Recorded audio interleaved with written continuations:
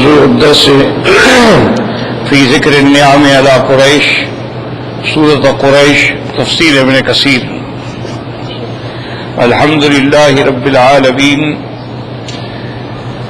والصلاة والسلام على أشرف الأنبياء وسيد المرسلين سيدنا محمد وعلى آله وأصحابه أجمعين. اللهم صل على سيدنا محمد وعلى آل سيدنا محمد كما صليت على إبراهيم وعلى آل إبراهيم في العالمين إنك حميد مجيد.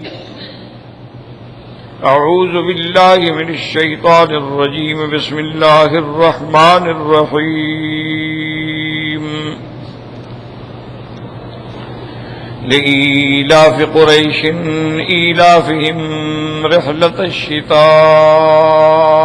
والصيف فليعبدوا رب هذا البيت الذي أطعمهم من جوع وآمنهم من خوف. قال المؤلف والمفسر رحمه الله تعالى: أدام النفع بعلومه وعلومكم في الدارين آمين، إلى أن قال: ذکر حدیث غریب فی فضلها. قال البیہقی رحمہ اللہ تعالی فی کتاب الخلافیات: حدثنا ابو عبد اللہ الحافظ قال حدثنا بکر بن محمد بن حمدان الصیرفی بمرو حدثنا احمد بن عبد اللہ الزینی حدثنا یعقوب بن محمد الزہری حدثنا ابراہیم بن محمد بن ثابت بن شرحبیل حدثنی عثمان بن عبد اللہ بن ابی عتیق عن سعید بن عمر بن جعدۃ بن حبیرۃ عن نبیہ عن جدتہ ام ہانی بنت ابی طالب ان رسول اللہ صلی اللہ علیہ وسلم قال: فضل اللہ قریشا بسبع خلال انی منہم وان النبوۃ فیہم والحجابۃ والسقایۃ فیہم وان اللہ نصرہم علی الفیل وانہم عبدوا اللہ عز وجل 10 سنین لا یعبدہ غیرہم وان اللہ انزل فیہم سورۃ من القرآن ثم تلا رسول اللہ صلی اللہ علیہ وسلم هذه السورۃ المبارکہ. اب مفسر رحمۃ اللہ علیہ فرماتے ہیں کہ ایک روایت ہے جس کو امام بیہقی رحمۃ اللہ علیہ نے کتاب الخلافیات میں ذکر کیا ہے، گو حدیث غریب ہے. ایک تو مسئلہ یہ یاد رکھ لیں اور سمجھ لیں کہ معاملات جو ہیں نا جی، بعض ایسے ہوتے ہیں جو منسوس ہیں، یا یوں سمجھیں کہ اگر مسئلہ عقیدے کا ہے، اعتقادیات، اس کے لیے تو لازم ہے کہ قرآن کی آیت ہو یا حضور صلی اللہ علیہ وسلم کی حدیث ہو، متواتر ہو، مشہور اور قطعی الدلالت ہو اور قطعی الثبوت ہو. اس کے بغیر اعتقادیات میں آپ کوئی بات پیش نہیں کر سکتے. اسی طرح اعتقادیات کے بعد ہوتے ہیں احکامات.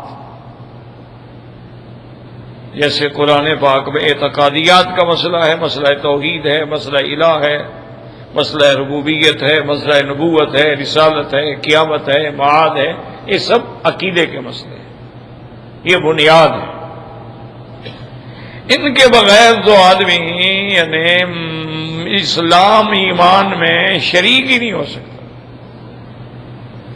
اگر اس کا عقیدہ توحید پر متزلزل ہے یا نبوت اور رسالت کی شان میں کوئی کمی کرتا ہے یا قیامت پر اور عذاب قبر اور قیامت کے احوال پر شک و شبہ میں ہے، وہ تو مومن بھی نہیں ہو سکتا.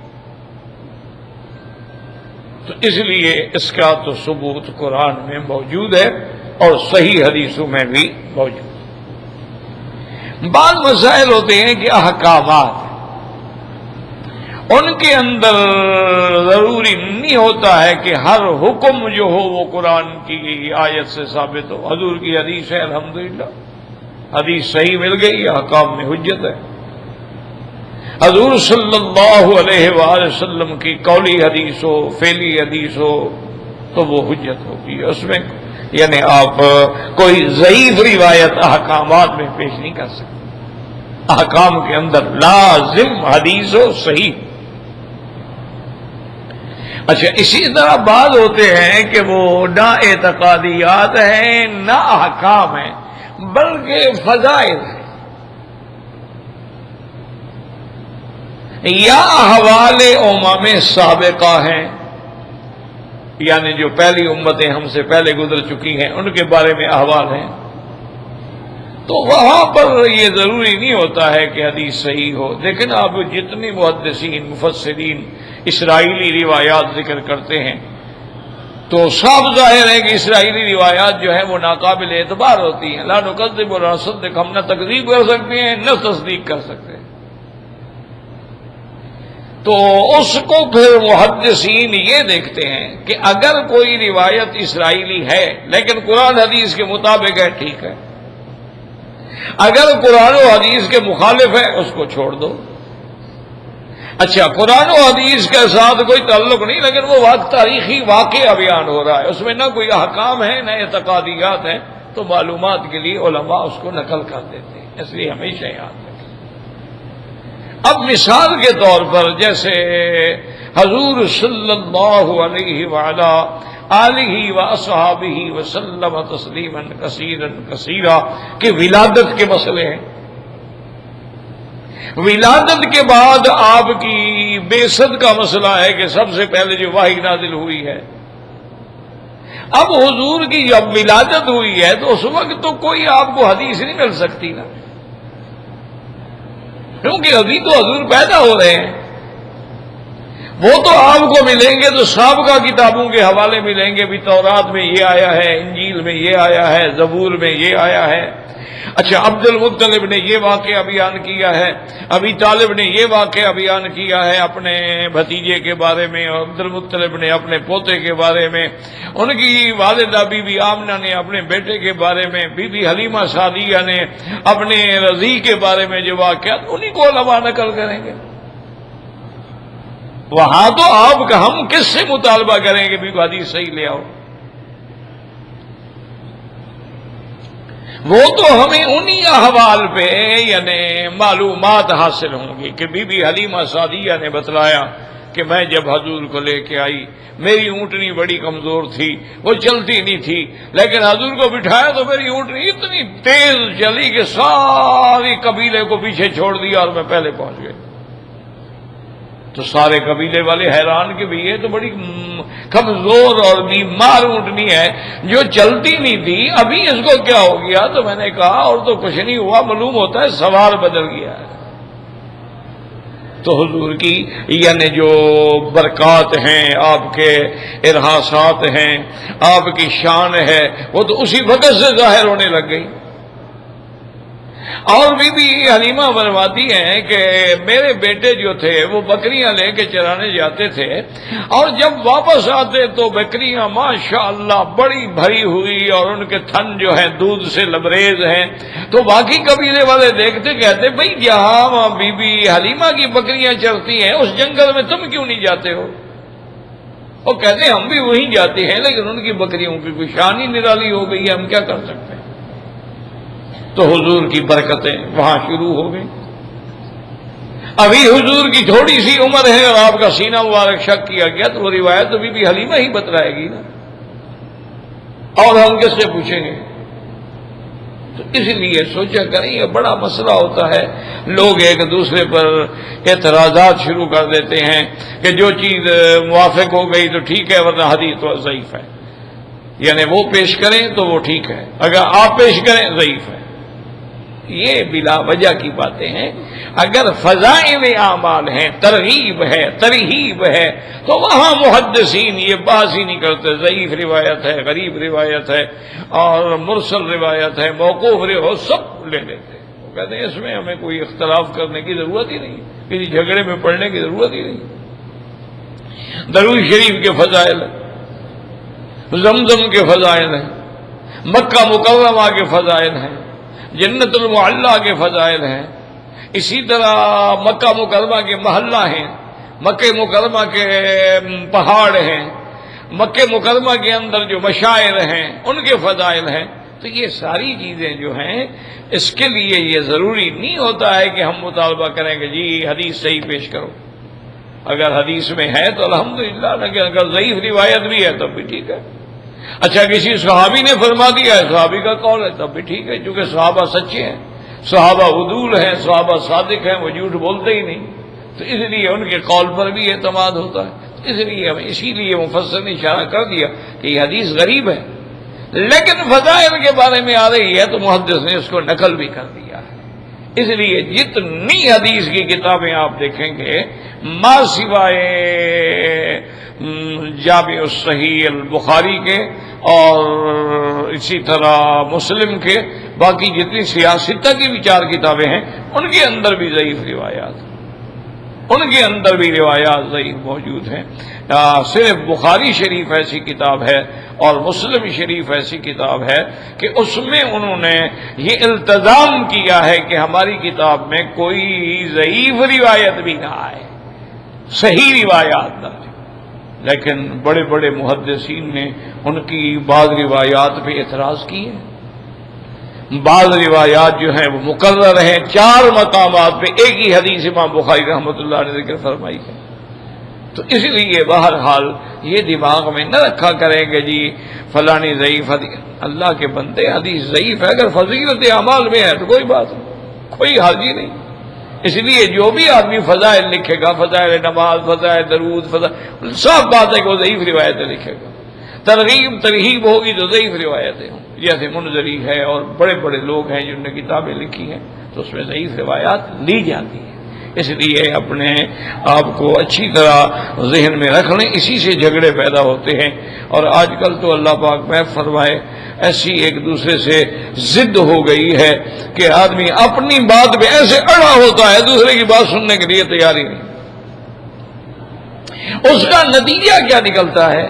اس کا نتیجہ یہ نکلتا ہے کہ بعض لوگ اہل قرآن بن گئے، انہوں نے کہا ہم حدیث مانتے ہی نہیں. انہوں نے کہا جی اللہ نے قرآن نازل کیا ہے، ہم تو قرآن مانتے ہیں، قرآن کے علاوہ ہم کوئی حدیث پیش نہیں کرتے. انہوں نے کہا کہ حضور کے زمانے میں قرآن تھا یا تمہاری یہ 6 کتابیں تھیں حدیث کی؟ جی قرآن تھا تو لہذا بس اہل قرآن ہیں، بس وعلیکم السلام ورحمۃ اللہ، بات ختم ہو گئی. انہوں نے حدیث کا مطلق انکار کر دیا اور کافر ہو گئے.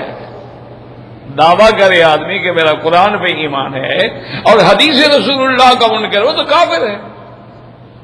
کیونکہ قرآن پاک سے تو وہ 4 رکعتیں عشاء کی نماز بھی ثابت نہیں کر سکتا، قرآن پاک سے تو مغرب کی 3 رکعتیں بھی ثابت نہیں کر سکتا، قرآن پاک سے تو وہ تہجد کی 8 رکعتیں بھی ثابت نہیں کر سکتا، قرآن پاک سے تو صلاۃ الاشراق اور صلاۃ الضحیٰ بھی ثابت نہیں کر سکتا، قرآن پاک سے جو قربانی کرنے کے لیے جانور کی شرائط ہیں وہ بھی ثابت نہیں کر سکتا.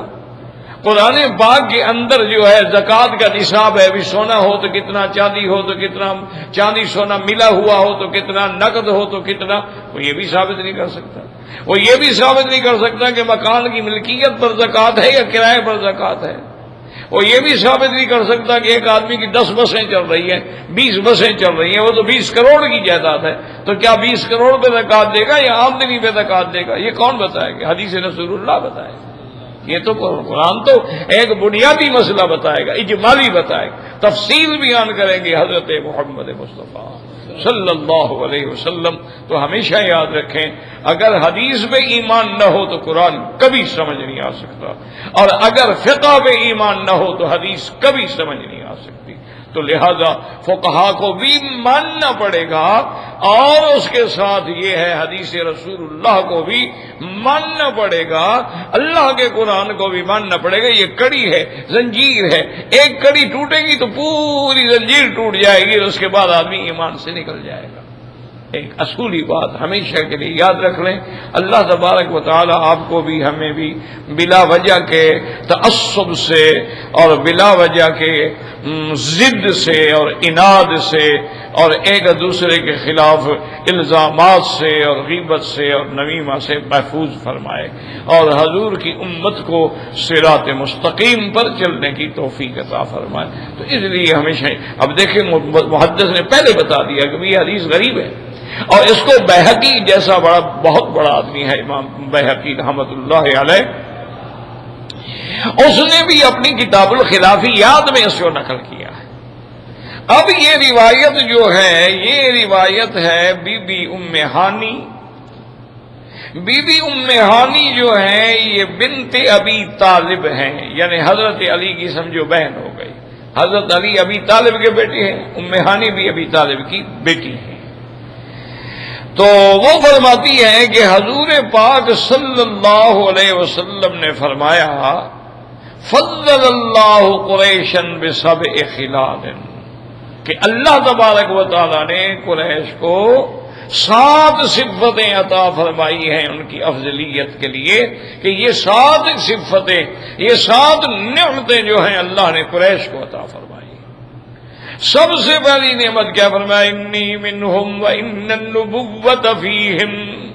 پہلی نعمت تو یہ ہے کہ اللہ تعالی نے مجھے قریش سے پیدا فرمایا ہے، کہ میں قریشی ہوں اور میں ہاشمی ہوں۔ یہ کتنی بڑی بات ہے کہ جن میں محمد الرسول اللہ صلی اللہ علیہ وعلا آلہ واصحابہ وسلم تسلیما کثیرا پیدا، اور جن کو حضور سے نسبت ہو جائے، اس سے بڑی بات کیا ہو؟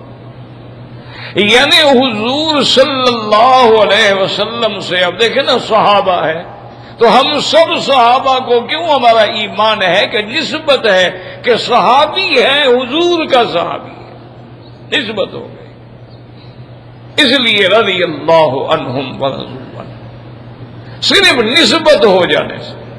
اسی لیے ایک حضور کے صحابی تھے، ان کا نام تھا ظاہر۔ اچھا، وہ بیچارے کچھ خوبصورت بھی نہیں تھے، کچھ شکل بھی عام شکل تھی، اور وہ دیہات کے رہنے والے تھے۔ وہ حضور کے لیے دیہات سے سبزیاں اور دیہات میں جو چیزیں ہوتی ہیں نا، وہ اکٹھی کر کے لے آتے تھے۔ اچھا، حضور پاک جو شہر میں چیزیں ہوتی ہیں وہ اس کے لیے اکٹھی کر کے رکھتے تھے، اس کو ہدیہ دیتے تھے۔ اور حضور ہمیشہ فرماتے تھے صحابہ کو کہ دیکھو بھئی، ظاہر جو ہے نا، ظاہر بادیہ تو نہ حاضرو ہو، یہ ہمارے لیے دیہات کا انچارج ہے، ہم اس کے لیے شہر کے انچارج ہیں۔ وہ ہمارے لیے دیہات سے چیزیں لاتا ہے، ہم اس کے لیے شہری چیزیں مہیا کرتے ہیں۔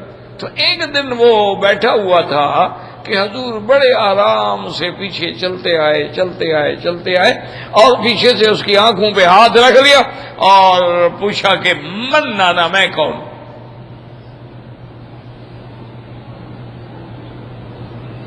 اب حضور صلی اللہ علیہ وسلم، اچھا اس نے کیا کیا؟ تو پہچان گیا، ہاتھ رکھنے سے ہی پہچان گیا۔ وہ ایسا کرے کہ اپنی پشت جو ہے نا حضور کے سینے سے لگاتا جا رہا ہے، اس کو کہتے ہیں پتہ نہیں آپ کون ہیں آپ پھر پوچھیں آپ کون ہیں؟ حضور نے فرمایا من آنا، کہتا جی پتہ نہیں آپ کون ہیں، اور سینہ پہ اپنی پشت بھی رگڑ رہا ہے۔ تو جب 2-3 دفعہ ایسی بات ہو گئی تو اب حضور نے ایک اور مزاح فرمائی۔ آپ نے فرمایا کہ لوگوں، میں یہ غلام بیچنا چاہتا ہوں، کوئی ہے خریدنے والا؟ تو اس نے کہا یا رسول اللہ، عبد قاصد، میرے جیسا بدصورت غلام کون خریدے گا؟ میری کون قیمت دے گا؟ آپ نے فرمایا ظاہر واللہ انک لعند اللہ غال، تم اللہ کے ہاں بہت بڑی قیمت والے ہو۔ اور حضور نے فرمایا ظاہر تم نے مجھے پہچان لیا تھا؟ اس نے کہا حضور آپ کے ہاتھ جب میری آنکھوں پہ آئے تھے تو آپ کی بدن کی خوشبو سے ہی میں پہچان گیا تھا۔ تو آپ نے کہا پھر جلدی کیوں نہیں بتانے کا؟ رسول اللہ، میں چاہتا تھا کہ میرے ساتھ حضور کا سینہ لگ جائے۔ اتنا نسبت ہو جائے تاکہ میں کہہ سکوں کہ میرے ساتھ حضور کا سینہ لگا تھا. ایک معمولی سی بات تو نہیں ہوتی.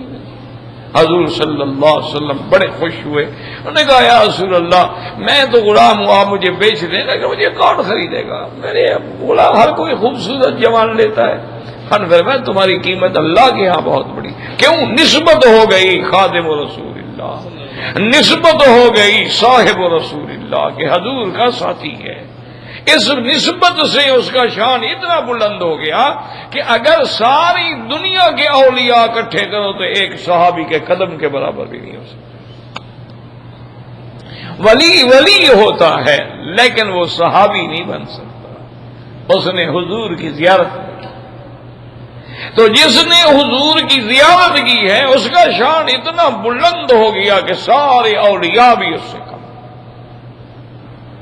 تو اس لیے ہمیشہ یاد رکھیں کہ کتنی بڑی نسبت ہے. آپ نے فرمایا انی منہم وان النبوۃ فیہم، کہ اللہ نے قریش کو کیسی شان بخشی ہے کہ میں بھی ان میں سے ہوں اور اللہ نے نبوت بھی یہاں رکھی کہ اللہ نے مجھے نبی بھی بنایا.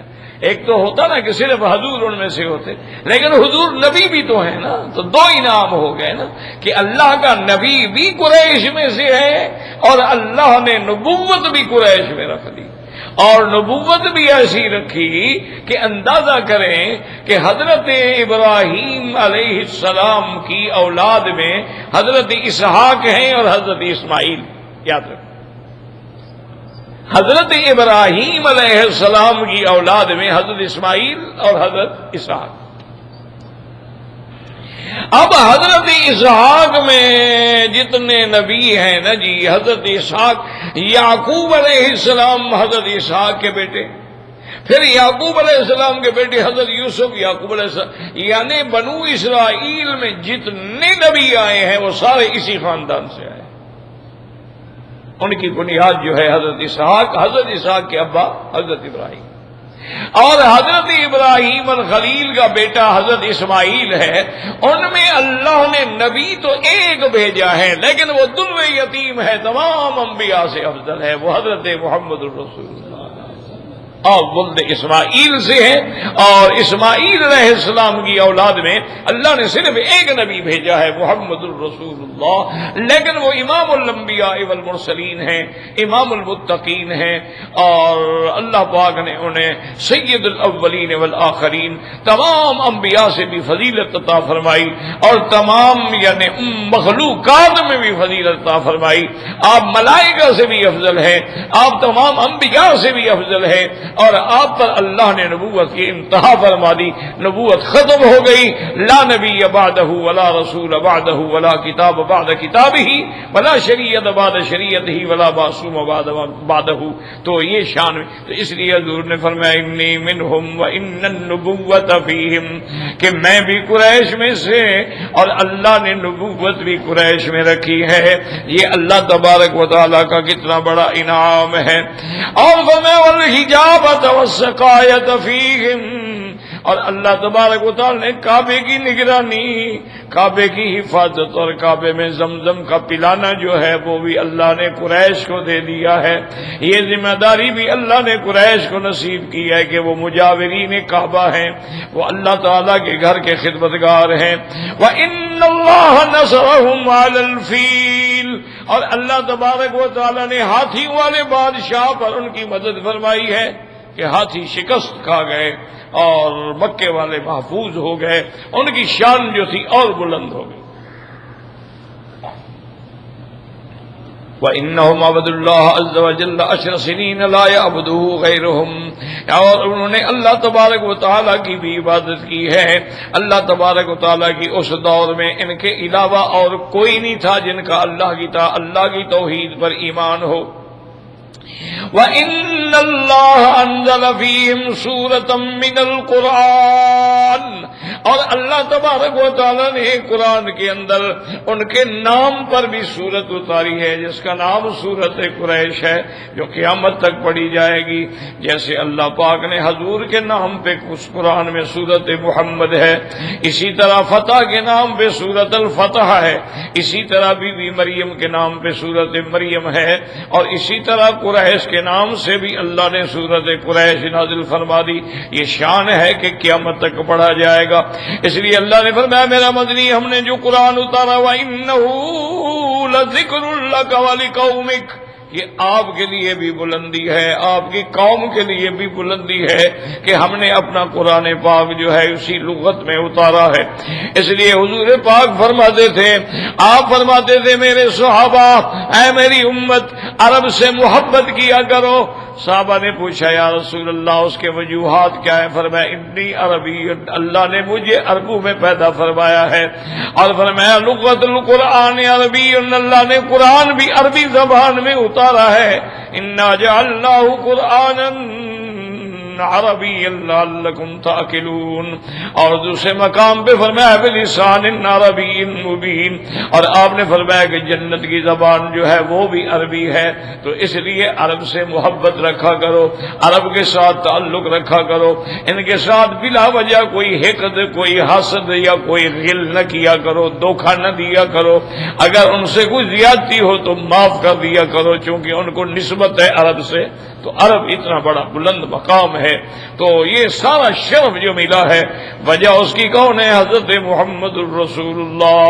ابھی بھی سے فرماتی ہیں پھر حضور نے یہی آیت تلاوت فرمائی لإیلاف قریش ایلافہم رحلۃ الشتاء والصیف فلیعبدوا رب هذا البیت الذی اطعمهم من جوع وآمنهم من خوف۔ اب مفسر رحمت اللہ علیہ فرماتے ہیں هذه السورة مفصولة عن التي قبلها في المصحف الامام كتبوا بينهما سطر بسم الله الرحمن الرحيم وإن كانت متعلقة بما قبلها۔ اب مفسر رحمت اللہ علیہ فرماتی ہیں کہ سورت جو ہے سورت قریش مصحف الامام یعنی حضرت عثمان رضی اللہ تعالی عنہ کا جو مصحف ہے اس میں سورت الفیل الگ لکھی گئی ہے اور سورت قریش الگ لکھی گئی، اور درمیان میں فاصلہ بھی موجود ہے بسم اللہ الرحمن الرحیم۔ تو گویا یہ دو صورتیں ہیں، حالانکہ مضمون ایک ہے کہ سورت الفیل میں بھی اللہ نے قریش میں انعام فرمایا اور اس صورت میں بھی اللہ تبارک و تعالیٰ نے قریش پہ انعام فرمایا ہے، لیکن یہ دو صورتیں ہیں۔ بعض لوگوں نے روایت لکھی ہے کہ حضرت ابی ابن کعب نے ان کو اکٹھا لکھا ہوا تھا، لیکن صحیح بات یہی ہے کہ سورت الفیل علیحدہ صورت ہے، سورت قریش جو ہے وہ علیحدہ صورت ہے۔ كما صرح بذلك محمد بن اسحاق عبد الرحمن بن زید بن اسلم لأن المعنى عندهما حبسنا عن مكة الفيل وأهلكنا أهله لإيلاف قريش لإئتلافهم واجتماعهم في بلدهم آمنين۔ چونکہ مفسر رحمت اللہ علیہ فرماتی ہیں اس لیے میں نے کہا تھا نا کہ لإیلاف قریش کہ لام جار مجرور متعلق ما قبل سے ہے یا ما بعد سے، تو کہتے ہیں ما قبل سے متعلق ہے۔ اللہ پاک نے فرمایا کہ ہم نے فجعلہم کعصف معقول ہاتھیوں کو چورا چورا کر دیا، کیوں؟ لإیلاف قریش تاکہ قریش کے لیے اللہ کی یہ نعمتیں جو ہیں برقرار رہ سکیں۔ تو اس لیے فرماتے ہیں حبسنا عن مکہ الفیل، ہم نے مکہ سے ہاتھیوں کو روک دیا، وَأَهْلَكْنَا أَهْلَهُ اور ان کے اہل کو بھی ہلاک کر ڈالا، کیوں؟ لإیلاف قریش لإئتلافهم واجتماعهم في بلدهم آمنین تاکہ وہ اس بلد کے اندر امن سے رہیں، محبت سے رہیں اور مل کے رہیں اور اکٹھے ہو کے رہیں۔ وقيل المراد بذلك ما كانوا يعرفونه من الرحلة في الشتاء إلى اليمن وفي الصيف إلى الشام في المتأجر وغير ذلك ثم يرجعون إلى بلدهم آمنين في أسفارهم لعزمتهم عند الناس۔ اور بعض علماء نے فرمایا کہ اللہ نے ہاتھیوں کو اور اس کی طاقت کو ملیم میٹ کر دیا تاکہ مکے والوں کے سفر جو ہے وہ آسان ہو جائے. ساری دنیا پہ مکے والوں کی شان بڑھ گئی، عظمت بڑھ گئی.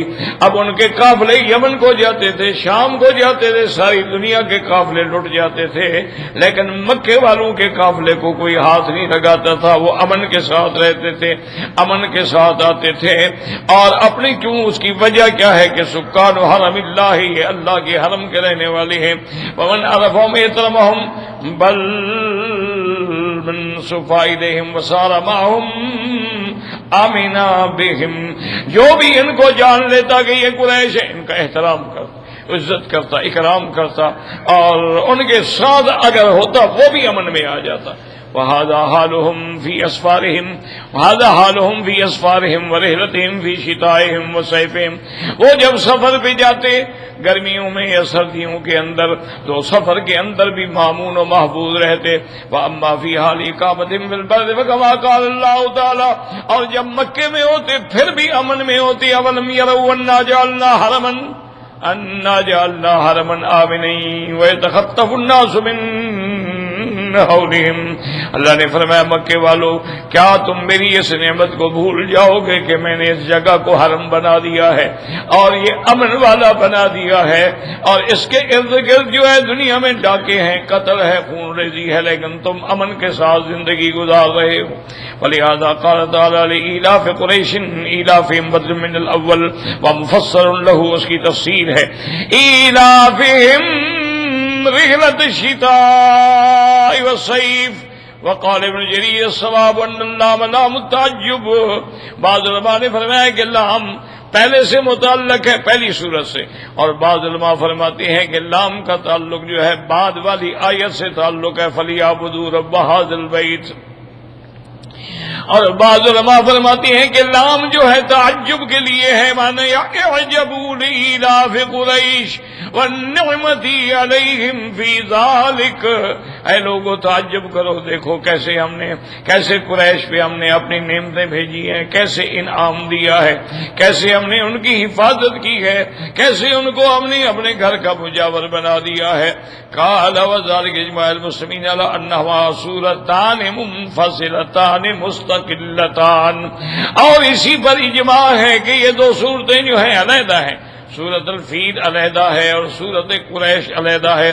ثم ارشدهم الى شکر هذه النعمت العظیمۃ فقال فلیعبدوا رب هذا البیت فلیوحدوه بالعباد كما جعلهم حرما آمنا وبيتا وحرما كما قال تعالى قل انما امرت ان اعبد رب هذه البلدة الذي حرمها وله كل شيء وامرت ان اكون من المسلمین. اب اس کے بعد اللہ تبارک و تعالیٰ فرماتے ہیں کہ میری نعمتوں کا شکر کرو. یاد رکھو شکر کا کیا معنی ہوتا ہے. سب سے پہلا شکر جو ہے وہ ہے ایمان. اگر آدمی ایمان نہیں لایا، مسلمان نہیں، تو اس نے شکر ادا ہی نہیں کیا. جو خدا کو نہ مانے پھر شکر کس بات کا. یاد رکھیں پہلا شکر کیا ہے کہ آدمی مسلمان، ایمان، اپنے اللہ کو پہچانتا ہو، اس کی ذات اور صفات پہ ایمان ہو. اس کے بعد دوسرے نمبر پر جو شکر ہے وہ یہ ہے کہ اللہ نے جو نعمت دی ہے اس کی حکم کے مطابق خرچ کرے. کیا معنی؟ اللہ نے آنکھیں دی ہیں، یہ نعمت ہے. اس لیے تو نہیں کہ تم نامحرم عورتوں کو دیکھتے رہو، گندی فلمیں دیکھو، گندی تصویریں دیکھو، یہ ناشکری ہے. شکر یہ ہے اسے قرآن دیکھو، کعبہ دیکھو، اللہ تبارک و تعالیٰ کی نعمتیں دیکھو. اللہ نے تمہیں ہاتھ پاؤں دیے ہیں تو اللہ کی فرما برداری میں استعمال کرو. کبھی وضو کر رہا ہے، کبھی مسجد جا رہا ہے، کبھی قیام میں ہے، کبھی رکوع میں ہے، کبھی سجود میں. یہ شکر کہ جو نعمت اللہ نے مثلا تمہیں دولت دی ہے تو اب اس سے زکوٰۃ دے رہا ہے، صدقات دے رہا ہے، خیرات کر رہا ہے، یہ شکر ہے. اگر اس سے شراب پی رہا ہے، عیاشیاں کر رہا ہے تو یہ شکر تو نہیں ہے، تو نافرمانی ہے. اللہ نے تمہیں اس لیے تو یہ نعمت نہیں دی تھی. تو پہلا شکر ہے ایمان. یاد رکھ لو اور دوسرا شکر ہے کہ جو اللہ نے نعمت دی ہے وہ اس کے حکم کے مطابق خرچ ہو، یہ دوسرا۔ اور آخری درجہ کیا ہے کہ زبان سے بھی کہے الحمدللہ، یہ بھی شکر ہے کہ اگر پانی پیا ہے، کھانا کھایا ہے، الحمدللہ الذی اطعمنا وسقانا وجعلنا من المسلمین، کپڑا پہنا ہے تو الحمدللہ الذی کسانی من الارا۔ اسی طریقے سے اگر اللہ نے نماز نصیب کر دی ہے، اللہ نے نعمت، الحمدللہ الذی ہدانا لہذا وما کنا لنہتدی لولا ان ہدانا اللہ، اللہ نے اگر طواف نصیب کر دیا، حج نصیب، شکر ادا کرے گا، یا اللہ تیرا شکر ہے، میں کہاں اس قابل تھا کہ میں تیرے گھر کا آ کے حج کرتا، تو یہی شکر ہے۔ تو اب اللہ فرماتے ہیں قریشیوں کو کہ جب ہم نے تم کو اتنی بڑی نعمتیں دی ہیں تو اب اس کا شکر ادا کرو۔ شکر کیا ہے؟ فَلْيَعْبُدُوا رَبَّ هَذَا الْبَيْتِ، اللہ کی توحید کا اقرار کرو۔ عبادت کا معنی یہی ہے کہ معبود حقیقی جو ہے وہ اللہ ہے، معبود بے حق جو ہے وہ اللہ تبارک و تعالیٰ کی ذات ہے، اور تمام عبادات جو ہیں، عبادات قولی ہوں، عبادات فعلی ہوں، عبادات عملی ہوں، عبادات لسانی ہوں، عبادات جسد، ہر نوع عبادت جو ہے وہ خالص اللہ کے لیے۔ فَاعْبُدُوا اللَّهَ مُخْلِصِينَ لَهُ الدِّينَ وَاعْبُدُوا اللَّهَ وَلَا تُشْرِكُوا بِهِ شَيْئًا۔ تو اس لیے پہلا اللہ نے فرمایا کہ میرا شکر یہ ہے کہ فَلْيَعْبُدُوا رَبَّ هَذَا الْبَيْتِ فَلْيُوَحِّدُوهُ بِالْعِبَادَةِ، اسی کی عبادت کرو۔ کما جعل لهم حرما آمنا، جیسے اللہ نے تمہارے لیے حرم امن والا بنا دیا اور عزت والا گھر عطا فرما دیا۔ جیسے کہ دوسری آیت میں ہے کہ میرے مدنی پاک نے فرمایا، اللہ نے حکم دیا، قل انما امرت، کہہ دے میں مدنی، اللہ نے مجھے حکم دیا ہے کہ میں اس گھر کے رب کی عبادت کروں، وَلَهُ كُلُّ شَيْءٍ، جس نے اس کو حرمت دی اور اسی کے لیے ہر چیز ہے، وَأُمِرْتُ أَنْ أَكُونَ مِنَ الْمُسْلِمِينَ، اور مجھے حکم دیا گیا کہ میں اللہ تعالیٰ کے آگے جھک جاؤں، اپنے آپ کو اللہ کے آگے جھکا دوں۔ وَقَوْلُهُ تَبَارَكَ وَتَعَالَى الَّذِي أَطْعَمَهُم مِّن جُوعٍ أَيْ هُوَ رَبُّ الْبَيْتِ، وہ اس گھر کا بھی رب ہے اور وہی ہے جس نے تمہیں بھوک سے بھی نجات عطا فرما کے طعام دیا ہے، کھانا دیا ہے۔ بعض علماء نے فرمایا ہے چونکہ مکے والوں پہ قحط پڑ گیا تھا، پھر حضور کی دعا سے اللہ تبارک و تعالی نے وہ قحط اٹھا لیا، اس کی طرف اشارہ ہے۔ لیکن یہ لفظ عام ہے کہ اللہ تعالی نے تجارت کے ذریعے سے، ہر لحاظ سے حجاج کے ذریعے سے، ہر لحاظ سے قادمین کے ذریعے سے اللہ تبارک و تعالی نے تمہارے رزق کا انتظام کیا ہے۔ وآمنهم من خوف يتفضل عليهم بالامن والرخص فليفردوه بالعبادة وحده لا شريك له، اور اللہ تبارک و تعالی نے تم کو امن عطا فرمایا ہے، تو اب لازمی ہے کہ تم بھی اللہ کی خالص عبادت کرو اور اس کی عبادت میں کسی کو شریک نہ کرو۔ ولا يعبدوا من دونه صنما ولا ندا ولا وثنا، اللہ کے ماں سوا کسی بت کی، اللہ کے ماں سوا کسی مردہ، کسی زندہ، کسی درخت، کسی چیز کی عبادت نہ کریں۔ ولہذا من استجاب لهذا الامر جمع اللہ له بین امن الدنیا وامن الاخرہ ومن نساء صلبهما منه كما قال تعالی۔ اب مفسر فرماتا ہے کہ جس نے اللہ کے حکم کو مان لیا، اللہ کی عبادت کا اختیار کر لیا، اللہ تبارک و تعالیٰ اس کو دنیا میں بھی امن سے رکھیں گے اور آخرت میں بھی عذاب سے امن عطا فرمائیں گے۔ اور جس نے اللہ کے حکم کی نافرمانی کی، اللہ اس سے دنیا کا امن بھی چھین لیتے ہیں اور آخرت کا امن بھی چھین لیں گے۔ کما قال تعالیٰ ضرب اللہ مثلا قریۃ کانت آمنۃ مطمئنۃ یأتیہا رزقہا رغدا من کل مکان فَكَفَرَتْ بِأَنْعُمِ اللَّهِ فَأَذَاقَهَا اللَّهُ لِبَاسَ الْجُوعِ وَالْخَوْفِ بِمَا كَانُوا يَصْنَعُونَ وَلَقَدْ جَاءَهُمْ رَسُولٌ مِّنْهُمْ فَكَذَّبُوهُ فَأَخَذَهُمُ العذاب وهم ظالمون۔ اللہ پاک نے فرمایا کہ دیکھیں کیسے بستی سی امن والی، اطمینان سے ان کو ہر طرف سے اللہ تبارک و تعالی بڑا فارغ بڑا وسیع رزق عطا فرما رہے تھے۔ فقبرت بانعم اللہ، انہوں نے اللہ کی نعمتوں کو، اللہ کی نعمتوں کی ناشکری کی، اللہ کی نافرمانی کی، شرک میں مبتلا ہو گئے، گناہوں میں مبتلا ہو گئے، پھر اللہ نے ان پر بھوک مسلط کر دی، خوف مسلط کر دیا، کیونکہ ان کے پاس اللہ نے پیغمبر بھیجا تھا لیکن انہوں نے پیغمبر کو جھٹلایا۔ فأخذهم العذاب، پھر اللہ کے عذاب نے ان کو پکڑ لیا، وهم ظالمون، اور وہ اپنی جانوں پہ خود ظلم کرنے والے تھے۔ وقد قال ابن ابي حاتم حدثنا عبد الله بن عبد الرزي قال حدثنا قبيصة قال حدثنا سفيان عن ليث بن شعب بن اوشب بن اسماء بنت يزيد قال سمعت رسول الله صلی اللہ علیہ وسلم یقول ویل لکم قریش لإلاف قریش ثم قال، بی بی اسماء کہتی ہیں کہ میں نے حضور پاک صلی اللہ علیہ وسلم سے سنا، آپ فرماتے تھے ویل لکم، اے قریشیو ہلاکت ہو تمہارے لیے، اللہ کی نعمتوں کی ناشکری کر رہے ہو۔ ثم قال حدثنا ابی قال حدثنا مؤمل ابن الفضل الحرانی قال حدثنا عیسیٰ یعنی ابن یونس عن عبد اللہ ابن ابی زیاد شعر بن حوشب بن اسامہ بن زید قال سمعت رسول اللہ صلی اللہ علیہ وسلم یقول لإلاف قریش إلافهم رحلة الشتاء والصيف ويحكم يا معشر قریش اعبدوا رب هذا البيت الذي يطعمكم من جوع وآمنكم من خوف۔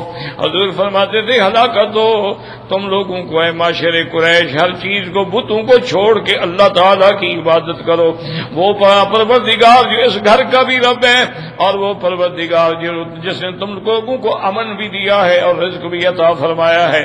هكذا رأيت أصحاب الزاد وصباب وأسباب بنت يزيد بن السكن أم سلمة الأنصارية رضي الله عنها فلعله وكغد من نصره في يسر رواية والله أعلم۔ آخر تفسیر سورۃ إلاف قریش وللہ الحمد والمنہ۔ الحمدللہ اللہ نے اپنی رحمت سے ہمیں اس سورت کی تفسیر پڑھنے کی توفیق نصیب فرمائی، تو انشاءاللہ زندگی تو پھر اگلی آیات اور اگلی سورتوں کو پڑھیں گے۔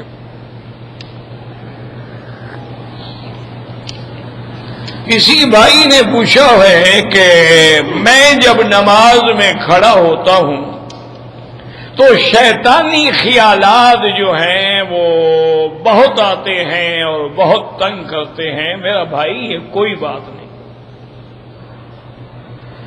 بلکہ سیدنا ابی بکر رضی اللہ تعالی عنہ سے ایک یہودی نے پوچھا، اس نے کہا کہ یا امیر المومنین یا خلیفۃ رسول اللہ، کہ یہ وجہ کیا ہے کہ ہم لوگ جو ہیں یہودی ہیں نصرانی ہیں اللہ کی عبادت کرتے ہیں تو ہمیں تو کوئی خیال غلط نہیں آتے، اللہ کی عبادت تو وہ بھی کرتے ہیں نا اپنے طریقے کے مطابق، لیکن آپ کے مسلمان شکایت کرتے ہیں کہ اب جب نماز میں کھڑے ہوتے ہیں تو گندے گندے خیالات آ رہے ہیں۔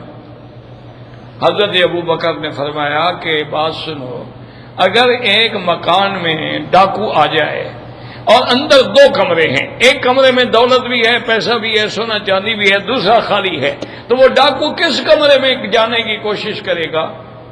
انہوں نے کہا جی جہاں پیسہ ہے، جہاں سونا چاندی، خالی کمرے میں کیا کرے گا؟ انہوں نے کہا تمہارے دل ایمان سے خالی ہیں، تم جہنمی ہو، شیطان زور ہی کیوں لگائے؟ اس کو پتا ہے بھی یہ تو خالی ہے ایمان سے، ان نے تو جہنم جانا ہی جانا ہے، ان کو گمراہ کرنے کا کیا فائدہ ہے؟ تو جہاں ایمان ہے وہ بھی تو وہی ڈاکہ ڈالتا ہے، تو اس لیے یہ بری بات نہیں ہے، اچھی بات ہے۔ جتنے خیالات آتے ہیں خود نہ لاؤ، آتے ہیں آنے دو، کوئی مسئلہ ہی نہیں۔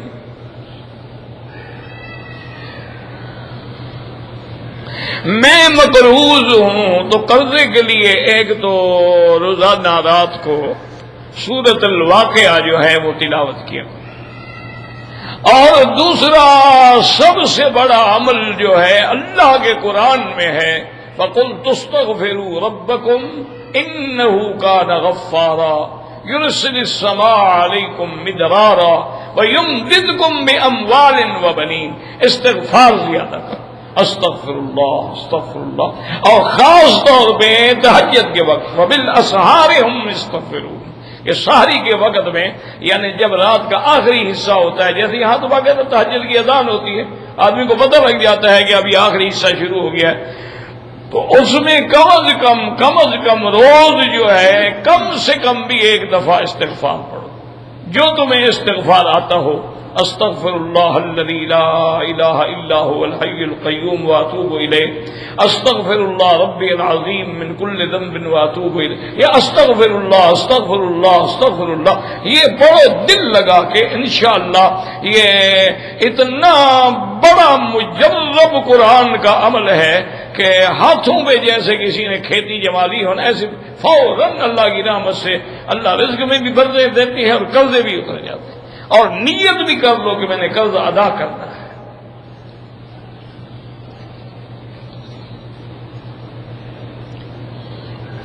میرا بھائی گزارش یہ ہے کہ جرابوں پہ مسح کرنا جو ہے اس میں کسی کا اختلاف نہیں. مسح علی الخفین جو ہے یہ تو اہل سنت والجماعت کی علامت ہے. فرق صرف اتنا ہے کہ امام ابو حنیفہ رحمۃ اللہ علیہ فرماتے ہیں کہ موزے ہوں چمڑے کے یا ریگزین کے یا ربڑ کے یا پلاسٹک کے جن کے اندر پانی نہ جائے وہ پہنا ہوا ہو تو مسح کریں، لیکن باریک جرابیں جو ہیں جو نیلون کی بنی ہوئی ہیں ان پہ مسح کرنا ان کے نزدیک جائز نہیں. وہ کہتے ہیں کہ لازم بات ہے کہ موزے ہوں یا اگر جرابیں ہیں سخینین، حدیث میں لفظ آتے اتنی موٹی اور مضبوط ہوں کہ جن کو پہن کے آدمی 2-3 میل سفر کرے تو کر سکتا ہے اور اس کے اندر پانی بھی اثر نہ کرے تو اس پہ جائز ہے.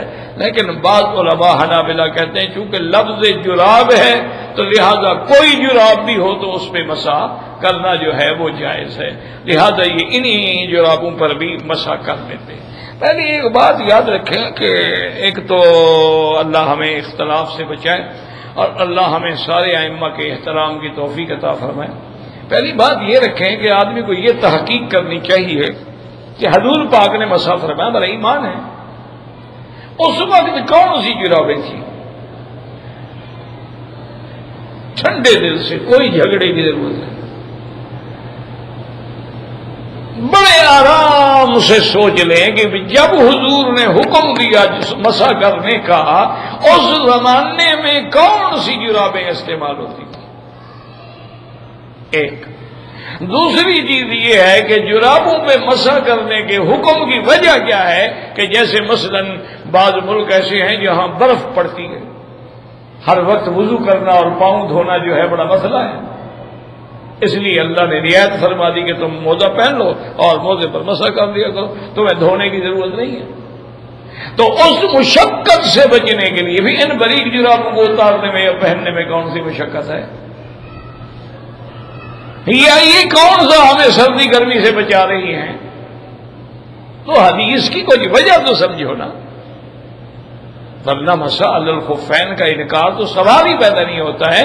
یہ تو علامت اہل سنت والجماعت میں سے ہے کہ بالکل جائز ہے، لیکن فرق اتنا ہے کہ ان کے نزدیک باریک جرابوں پہ نہیں بلکہ موٹی ہوں اور ان کو منعل بھی کہتے ہیں. منعل کا کیا معنی کہ جرابیں لیکن نیچے سے کوئی موٹی چیز لگی ہوئی ہے، جیسے نال لگا لیتے ہو نا گھوڑے کو نیچے سے، تو ایسے بات آپ نے دیکھا ہوگا نا، اوپر سے مڑی نیچے سے باقاعدہ ربڑ یا کوئی پتافہ لگا ہوتا ہے، اس کو کہتے ہیں منعل.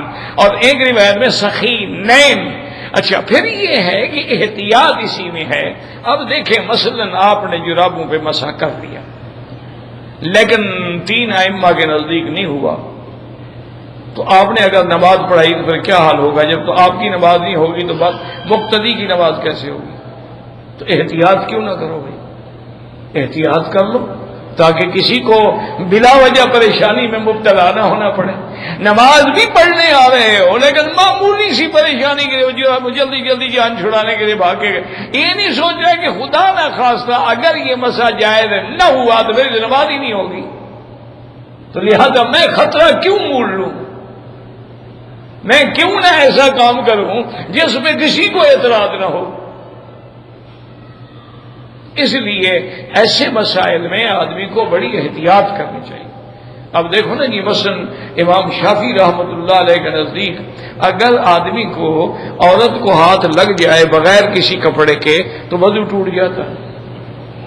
اچھا احناف اور حنابلہ کے نزدیک جھوٹ، تو لازم احتیاط کرنی چاہیے، احتیاط کرنی چاہیے، تاکہ اگر ہم نماز پڑھ رہے ہیں تو کسی ایک امام کا قول تو پھر ہمارے مخالف ہوگا نا، وہ کہیں گے تمہارا وضو ہی ٹوٹ گیا، نماز کیسے ہوگی؟ تو ایسے مسائل میں ہمیشہ اس مسئلے پہ عمل کریں جس میں احتیاط ہو۔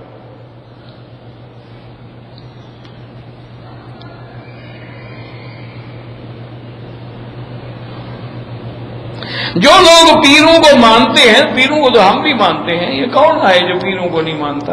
لیکن پیر بھی تو ہو نا، وہ اگر مداری ہو تو اس کو تو ہم نہیں مانتے، وہ اگر حضور کی سنت کا مخالف ہو، داڑھی مڈاتا ہو، مونچھیں بڑھاتا ہو، بھنگ پیتا ہو، گانے سنتا ہو، قوالیاں سنتا ہو، عرس کرتا ہو، میلاد کرتا ہو، اس کو تو ہم پیر نہیں مانتے۔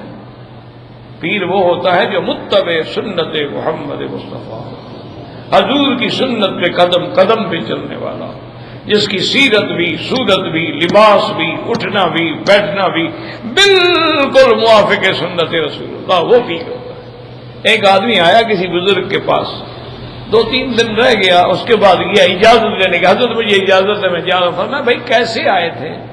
حضرت میں آپ کا نام سن کے آیا تھا کہ آپ سے بیعت کروں گا، تو اب میرا ارادہ جو ہے وہ بدل گیا ہے۔ آپ نے فرمایا ابھی کیوں بدل گیا، کیا وجہ؟ انہوں نے کہا حضرت بات یہ ہے کہ 3 دن میں رہا ہوں یہاں، رات دن ہر نماز آپ کے بھی، کوئی کرامت نہیں دیکھی، کوئی بزرگی نہیں دیکھی۔ اچھا ماشاء اللہ۔ فرمایا اچھا یہ بتلاؤ ان 3 دنوں میں تم نے ہمارا کوئی کام سنت کے خلاف دیکھا ہے؟ انہوں نے کہا جی نہیں۔ انہوں نے فرمایا ہماری کرامت تو یہی ہے بھائی کہ کوئی عمل جو ہے وہ سنت کے خلاف نہ ہو۔ الاستقامت فوق الکرامت ہے، اصل دین پر استقامت ہے، کرامت تو معمولی سی چیز ہے، کرامت تو ہو جاتی ہے۔ اچھا کرامت کے علاوہ کبھی کبھی بعض باطل فرقے جو ہے وہ شعبے بھی دکھا دیتے ہیں، تو اصل چیز استقامت علی الدین ہے کہ وہ متبع سنت رسول اللہ ہو۔ بالکل ایسے کو پیر بنائیں، اس کے ساتھ رہیں، اس کی صحبت سے فائدہ اٹھائیں۔ شوال کے مہینے میں عمرہ بھی کیا، حج بھی کیا، ٹھیک ہے ہو گیا۔ روزے کس بات کے روزے؟ آپ کا حج تمتع تو تھا نہیں۔ آپ نے تمتع تب ہوتا ہے جب آدمی میقات سے اسی نیت تمتع سے عمرے کا احرام باندھ کے آئے، عمرہ کرے پھر حج کرے، وہ متمتع ہے، اس کو بکری دینی ہوتی۔ جس کا یہ نہیں ہے اس کے لیے تو دم ہے جرمانے کی، وہ جب اللہ توفیق دے دینا، ورنہ 10 روزے رکھ لینا۔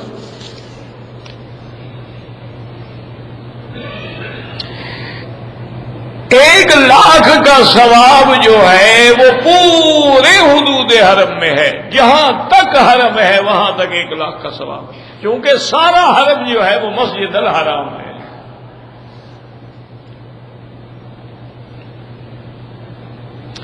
میں کوشش کرتا ہوں رونے کی، لیکن رونا نہیں آتا، تو ہمیں یہی حدیث میں حکم ہے کہ علم تبکو فتباکو، رونا نہ آئے تو رونے والے کی شکل بناؤ، بس یہ ہمارے ہاتھ میں تو نہیں ہے۔ اور رونا نہ آنے کی وجہ ہوتی ہے کہ دل پہ میل لگ جاتی ہے، جیسے شیشے پہ میل لگ جائے نا تو چہرہ آپ کو صحیح نظر نہیں آئے گا۔ تو اس کا علاج کیا ہے؟ اللہ کا ذکر کرو، درود شریف پڑھو، قبرستان جایا کرو، مردہ جب جا رہا ہو نا ساتھ چلے جاؤ، اس کو دفن میں شریک ہو جاؤ، تاکہ قبروں کو دیکھ کے آدمی عبرت پکڑے اور اس کو یاد آئے کہ میں نے اسی مقام پہ آنا ہے۔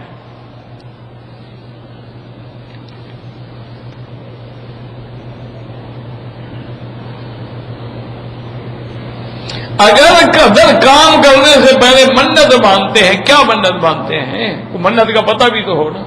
اگر منت اللہ کے لیے ہے پھر تو ٹھیک ہے، اگر غیر اللہ کے لیے ہے تو پھر ناجائز۔ ہم عمرے پہ آتے ہیں تو آخر درود شریف پڑھتے ہیں، بالکل پڑھا کریں، کوئی منع نہیں، لیکن لبیک بھی پڑھا کرو نا۔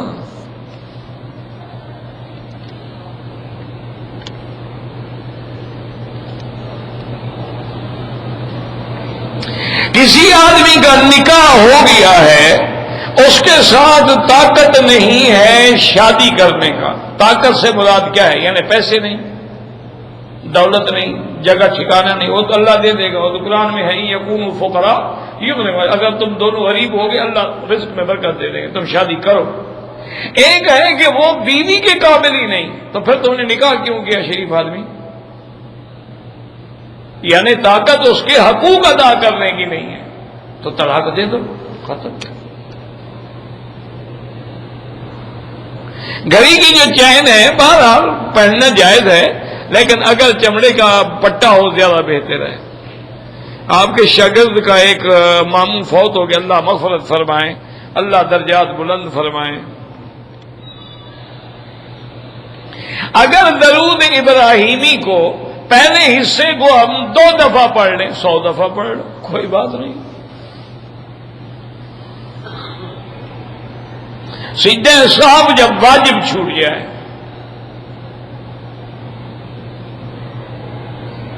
ہم مدینے سے واپس آ رہے تھے لیکن ہمیں احرام باندھنے سے منع کیا گیا تھا، نہیں باندھا، بس اللہ کا معاف فرمائے، مجبوری تھی، نہیں باندھا، اللہ بخشے. کئی کتابیں بتا دی ہیں، کئی کتابیں ہیں انشاءاللہ مل جائیں گی. تہجد کی نماز جو ہے وہ 4 رکعت پڑھیں اور 8 رکعت، 4 رکعت ایک دفعہ، 4 رکعت ایک دفعہ، 8 رکعت، پھر 3 رکعت وتر.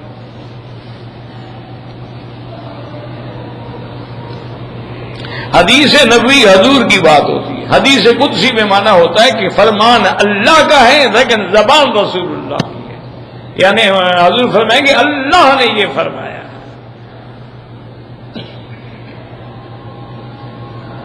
بیوی کے لیے فرما برداری کے لیے میں کون سا ذکر کروں؟ پیسے دیا کرو اس کو تمہارے ذکر کی ضرورت نہیں ہے.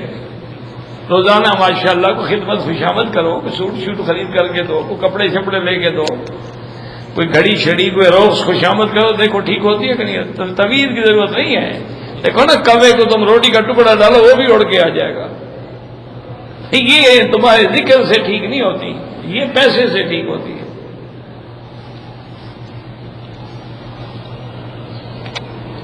بری امام لال قلندر پتہ بہرحال بہت اچھے لوگ تھے جو بزرگ فوت ہو گئے. اب جو مجاور ہیں اللہ ان کو ہدایت دے. پہلے لوگ تو بڑے بزرگ تھے، وہ تو اولیاء اللہ تھے، ان کے تو بڑے بڑے واقعات ہیں، بڑے بڑے حالات ہیں، اور انہوں نے بڑی دین کے کام کیے ہیں، دین کی خدمتیں. اب لوگوں نے نعوذ باللہ بدعت کے گھر بنا دیے ہیں، تو اللہ ہدایت دے. حرم میں عورتوں میں نظر پڑتی ہے، نظر جھکا دو بس.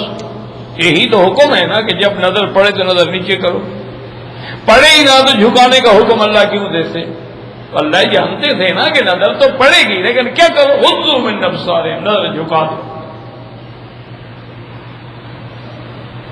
میں حرم کا خادم ہوں، نماز کے بعد راستوں میں اکٹھے ہو جاتے ہیں، سبیل ملتی ہے، جائز ہے لینا.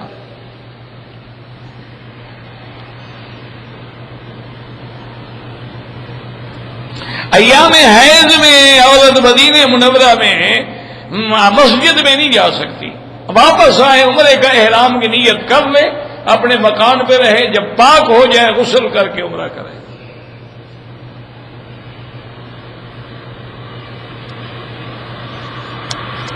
انشاءاللہ زندگی تو بیان کریں گے. اللہم صلی علی سیدنا محمد مبارک وسلم.